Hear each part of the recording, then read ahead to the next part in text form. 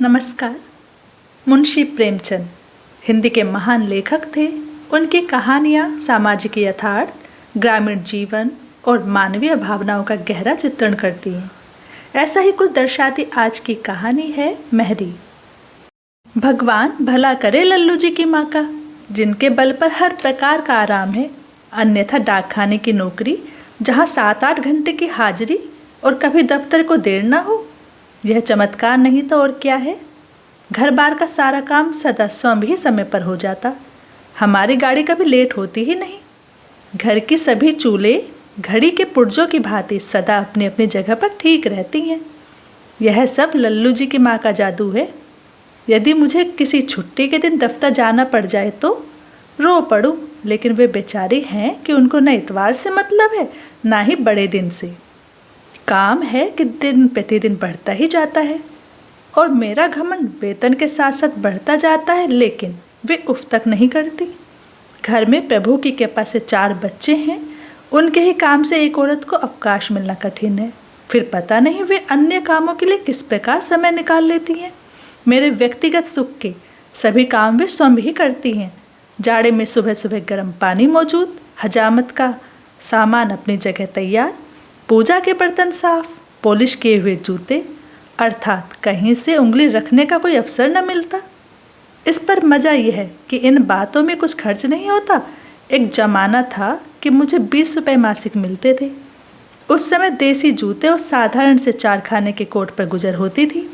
अब परमात्मा की कृपा से 100 रुपये मासिक मिलते हैं, तो पॉलिशदार जूता और रेशमी कोट से कम नहीं चाहिए। और वे बेचारी हैं कि जिस प्रकार पहले रहती थी उसी प्रकार आज भी गुजर करती हैं।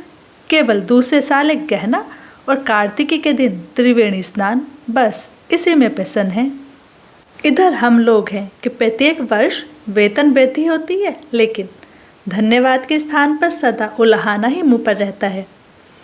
मैं जो दाल चावल खाता हूँ वही वे खाती हैं, पर पता नहीं क्या ईश्वर की देन है कि उन्हें संतोष रहता है और मुझे असंतोष।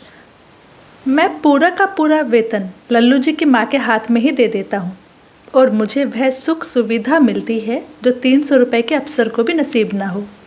अतिथि भी प्रसन्न रहते हैं और सभी संबंधी भी संतुष्ट हैं। सच पूछिए तो जितना काम वे अकेले करती हैं वह 100 रुपये से अधिक का होता है। साहब लोग अपने बच्चों के लिए 15-20 रुपये मासिक पर आया रखते हैं, लेकिन उनको वह आराम और प्यार नसीब नहीं होता जो मेरे बच्चों को है। यदि मैं एक बावर्ची रखूं तो कम से कम 10 रुपये मासिक और भोजन देने पर भी इतना अच्छा खाना नहीं बना सकता। इस पर मज़ा यह है कि सदा खर्च में किफ़ायत दृष्टि में रहती है। यदि मैं 15 रुपये मासिक पर अपने लिए एक बहरा रखूं तो वो भी वह इतनी देखभाल और रख रखाव नहीं कर सकेगा। फिर बच्चों के कपड़ों की सिलाई ही 10-15 रुपये मासिक की हो जाती है। झाड़ू बर्तन की नौकरानी ही 5-10 रुपये मासिक ले जाती। अर्थात चाहे जो हिसाब लगाइए, यदि मेरा लगभग समस्त वेतन भी नौकरों को भेंट कर दिया जाए तो भी इतना आराम नसीब नहीं हो सकता जितना कि इस भगवान के रहने से उपलब्ध है। इसे अंग्रेजी शिक्षा का प्रभाव समझिए या अखबार पढ़ने अथवा बड़े बड़े नेताओं के भाषणों का परिणाम। प्राय मेरे मन में आता है कि अपने जीवन साथी से इतनी मेहनत कराना भारी अत्याचार है और वास्तव में एक औरत का इस सीमा तक काम करना अन्याय है। लेकिन वह बेचारी अपने मुंह से कुछ नहीं कहती। संभवतः उनके मन में कभी विचार ही नहीं आता है। मेरे मन में कभी कभी उफान सा उठता है, एक महरी या नौकरानी रख दूं तो शायद उन्हें कुछ आराम मिले। वास्तव में बहुत स्वार्थीपन की बात है कि मैं तो बाबू बना हुआ हर प्रकार का आराम उठाऊं और घर की देवी नौकरानी की भांति दिन भर काम करती रहे। लेकिन जब कभी देवी जी से इसकी चर्चा होती है तो वे सदा हंसकर टाल देती हैं। क्यों बेकार में खर्च बढ़ाओगे? मैं कुछ पढ़ी लिखी तो हूँ नहीं जो दिन भर पलंग पर लेटी रहूँ या सुबह शाम पार्क की सैर को जाऊँ। जिस तरह काम चलता है चलने दो। यदि मैं दबाव देता हूँ तो वे कहने लगती हैं, मैं तो मना नहीं करती, महरी रख लो। मेरे समय से पहले तो सदा एक नौकरानी घर में रही। मुझे वही समय याद आता है। बुढ़िया नोली के बाद घर में कोई नौकरानी नहीं रही। भगवान भला करे उसकी कमर झुक गई थी, लेकिन मरते दम तक अकेले ही सारा काम करती रही। सदा सेवा ही की, स्वयं कभी बीमारी तक में भी कोई सेवा न ली। उस पर केवल 1 रुपया वेतन और खाने पर।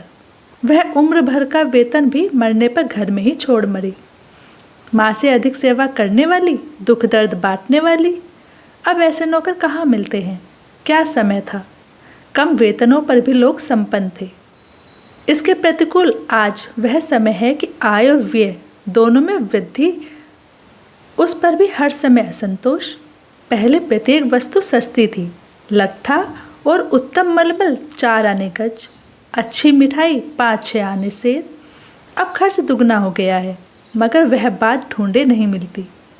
भगवान करे वह समय एक बार तो पुनः आ जाए, चाहे थोड़े ही समय के लिए हो, लेकिन एक बार तो टके सेर भाजी और टके सेर खाजा बिक जाए। अब मैंने किसी आवश्यकता के कारण नहीं और न किसी के कहने पर, बल्कि अपनी इच्छा से फैशन की दृष्टि से एक मेहरी रखने का संकल्प ले लिया। लेकिन यह संकल्प रास नहीं आया। हर बार नई मुसीबतों से दो चार होना पड़ा और आराम तो एक और चिंता ही चिंता रही। प्रतिदिन बर्तनों और कपड़ों का गुम होना आरंभ हुआ। खर्चे अत्यधिक बढ़ गए। यदि पहले 10-15 रुपए के घी से काम चल जाता था तो अब 25 का लगने लगा। नौकरानी है कि हर समय अपने पिछले स्वामी की बड़ाई का गीत गाती रहती है। वहाँ यह होता था, वह होता था। इस प्रकार घी पतनालों में बहाया जाता था, दूध से बर्तन धुलते थे, यह मिलता था, वह मिलता था। अर्थात आराम कम और खर्च अधिक हो गया। हर समय की बकझक ऊपर से। पहली नौकरानी जो मिली उसकी अवस्था 20-22 वर्ष की रही होगी। आप उसे रूपसी नहीं कह सकते हैं, लेकिन शिष्ट अवश्य थी और उसकी आंखों में एक प्रकार की चमक भी थी। यद्यपि कोई विशेष बात नहीं हुई, लेकिन देवी जी को शिकायत ही रही। वह कहती कि मैं अब दफ्तर देर से जाता हूँ और शीघ्र लौट आता हूँ, लेकिन मैं पूरे समय तक दफ्तर में ही रहता। डाक खाने की नौकरी में देरी और जल्दी कैसी। दूसरी शिकायत यह हुई कि मैं जमुना, जो नौकरानी का नाम था, की ओर बहुत देखता हूँ। हर समय उसी से बातें करता रहता हूँ, लेकिन मुझे कोई असामान्य बात नहीं लगी। लेकिन जब शिकायत बढ़ते बढ़ते कष्ट और शौक तक जा पहुँची तो मैंने अंततः उसे नौकरी से निकाल दिया। इसके पश्चात मैंने ढूंढकर एक बुढ़िया रखी, ताकि घर में किसी प्रकार का संदेह उत्पन्न ना हो और आवश्यकता भी पूरी हो जाए। लेकिन यह प्रयोग भी असफल रहा। बुढ़िया से न तो पानी भरा जाता, ना ही कोई बर्तन उठता, न पलंग ही उठा सकती थी। वह तो हड्डी और खाल का एक थैला भर थी, और सच पूछिए तो उसे स्वयं भी एक सेवक की आवश्यकता थी। बहरहाल लल्लू जी की माँ को उससे कोई आराम नहीं मिला। उन्हें पहले जितना काम करना पड़ता था अब भी उतना ही करना पड़ता था, लेकिन बीच में मैं बेवकूफ़ बना। संक्षेप में यह कि अंततः उसे भी नौकरी से निकाल दिया और अब एक मध्यम आयु वाली की खोज आरंभ हुई। सर्विस सीकिंग एजेंसी के माध्यम से एक 40 वर्षीय नौकरानी की खोज हुई। उससे पहले अनेक सेविकाएं आईं और चली गईं। कोई काम का विवरण पूछती और काम बताया जाता तो यह कहती हुई उल्टे पांवों चली जाती कि काम तो 2 नौकरों का है और वेतन एक का भी नहीं। इस पर जब दूसरी मेहरी आई तो मैंने कहा कि काम तो कुछ नहीं है, केवल पलंग बिछाकर पड़े रहना होगा। वह भी चली गई। विचित्र दशा है। यदि काम लेता हूँ तो नौकर नहीं रहता, और यदि कहता हूँ कि कोई काम नहीं तो भी कोई परिणाम नहीं निकलता। खैर, हफ्ते पखवाड़े की खोज के पश्चात एक और मिली कि जिस पर न किसी प्रकार का संदेह हो सकता था और जो कामचोर भी नहीं थी। हर प्रकार से अपनी बुद्धि से भली प्रकार सोच विचार कर उसे नौकर रखा।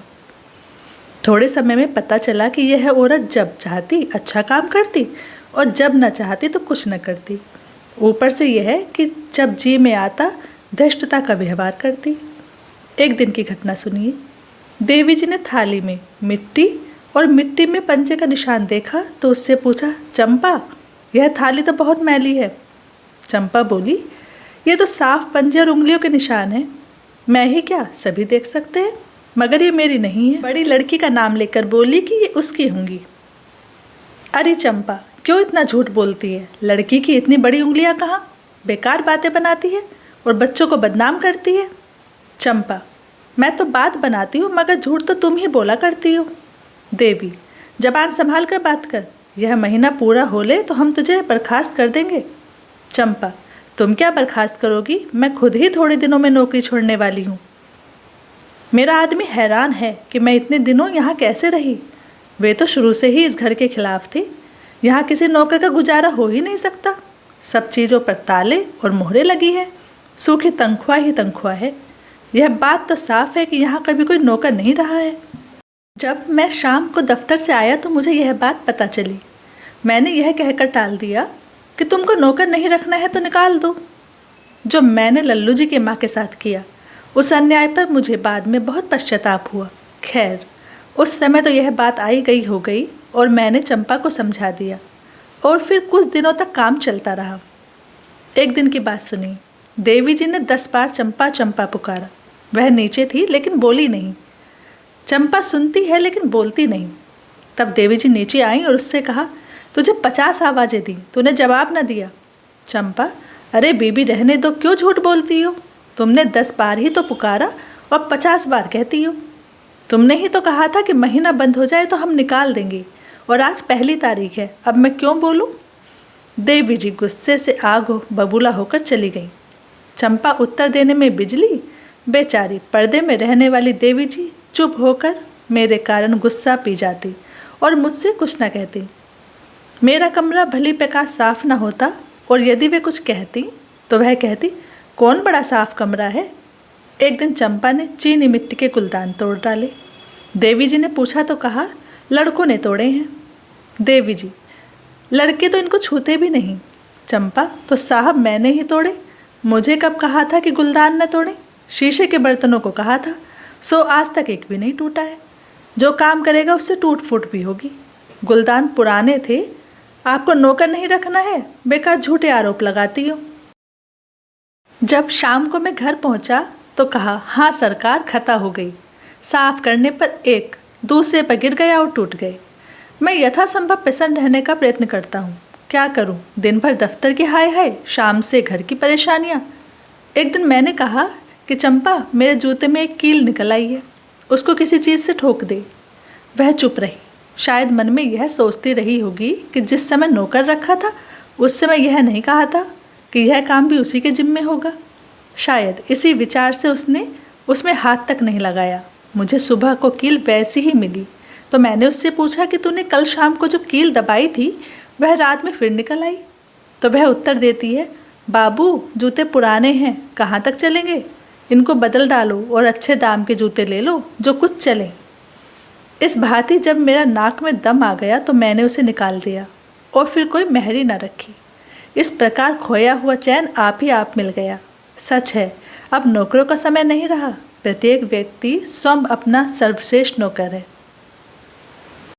कहानी पसंद आए तो प्लीज़ चैनल को सब्सक्राइब जरूर करें, लाइक शेयर और कमेंट भी करें। चैनल पर और भी साहित्यिक कहानियाँ हैं, एक बार विजिट जरूर करें। धन्यवाद।